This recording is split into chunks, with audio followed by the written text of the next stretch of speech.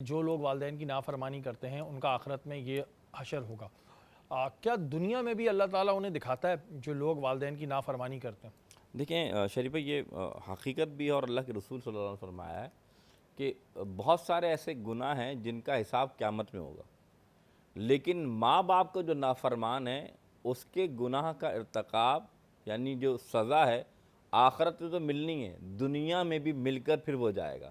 مثال کے طور پہ یہ میں اس لیے مثال دے رہا ہوں کہ کوئی بھی کتنا ہی بڑا معتبر یا اللہ کا نیک بندہ بن جائے، لیکن اگر وہ ماں باپ کا نافرمان ہے تو اللہ پکڑتا ہے۔ اس کی مثال میں آپ کو دیتا ہوں حدیث سے، اور ایک صحابی رسول تو ان کا نام تھا حضرت علقمہ رضی اللہ تعالیٰ عنہ۔ ان کے بارے میں آتا ہے کہ جب ان کا آخری وقت آیا تو اللہ نے آخری وقت میں ان پر کرم کیسے کیا، ان کی ماں باپ کی وجہ سے کیا، ماں کی وجہ سے کیا، لیکن ہوا یہ تھا کہ جب آخری وقت آیا تو کلمہ صحابہ کرام پڑھا تھے، کلمہ نہیں پڑھ پا رہے تھے۔ تو اللہ کے رسول کے پاس صحابی رسول حضرت بلال ہے اور اس کی یا رسول اللہ آپ کا جو صحابی ہے وہ کلمہ نہیں پڑھ پا رہا۔ رسول کریم نے فرمایا جائیں جا کے دیکھیں گھر میں معاملہ کیا ہے، تو ماں ناراض تھی، تو رسول کریم صلی اللہ علیہ وسلم نے فرمایا جاؤ ماں کو معاف کر دے۔ تو ماں سے عرض کی کہ تو ماں نے کہا کہ بہت غلطیاں کی ہیں، دل آزاری کی ہے، اللہ کے رسول کا حکم ہے تو معاف کر دوں گی۔ تو حضور خود تشریف لے آئے اور حضور نے فرمایا معاف کر دو، اگر تم نے معاف نہ کیا تو کلمہ بھی نہیں پڑھ پائے گا۔ تو الغرض جب انہوں نے معاف کیا تو پھر صحابہ رسول کی زبان سے کلمہ نکلا۔ معلوم یہ چلا کہ ماں باپ کی نافرمانی جو ہے بہت بڑا جو ہے انسان کے لیے سختی کا سبب بنتی ہے۔ اچھا محسن بھائی، یہ تو پھر لمحہ فکریہ ہو گیا کہ اب جس ہم معاشرے میں ہیں اور جو چیزیں ہم دیکھتے ہیں تو کئی جگہوں پر ہم یہ چیزیں بھی دیکھتے ہیں کہ والدین پہ تشدد کی خبریں بھی سن رہے ہوتے ہیں، ہم دیکھتے بھی ہیں۔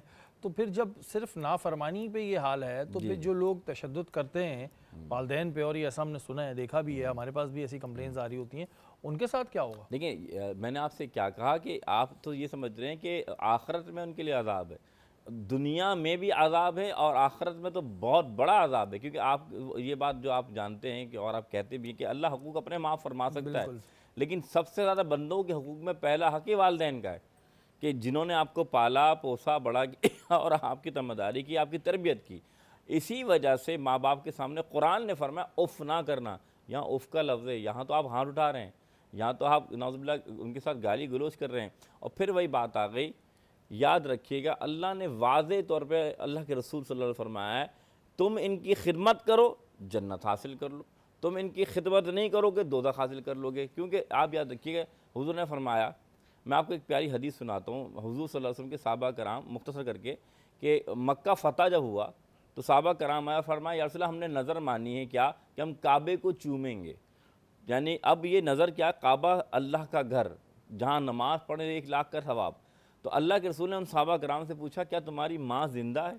تو ان نے کہا ہاں ہماری ماں زندہ ہے۔ حضور نے فرمایا جاؤ ان کے قدموں کو چوم لو، اللہ نظر پوری فرما دے گا۔ اچھا محسن بھائی، کیونکہ ٹائم بالکل ختم ہو گیا، لیکن ایک چیز میں جاتے جاتے پوچھنا چاہوں گا کہ اگر کسی کے والدین ان سے راضی نہیں، اس نے دنیا میں بدتمیزی کیا، والدین کا انتقال ہو گیا، لیکن اب اس کو اس بات کا احساس ہو گیا کہ یار مجھ سے غلطی ہوئی ہے، ایسی صورت میں کیا کریں؟ مختصراً جلدی بتائیے گا۔ حضور نے فرمایا کہ ایک صحابیہ نے پوچھا یا رسول اللہ مجھ سے بہت خطا ہوئی ہے، فرمایا کہ تمہاری ماں زندہ ہے؟ فرمایا نہیں ماں نہیں۔ میں نے خالہ زندہ ہے؟ فرمایا ہاں۔ فرما برداری کرو اللہ گناہ معاف فرما دے گا۔ اگر ماں نہیں ہے تو خالہ کے ساتھ، اور باپ نہیں تو چچا کے ساتھ صلہ رحمی کریں، اللہ رحم فرما دیتا ہے۔ بالکل جی، اللہ تعالیٰ سب کو یہ توفیق دے کہ وہ اپنے ماں باپ کے فرما بردار رہیں۔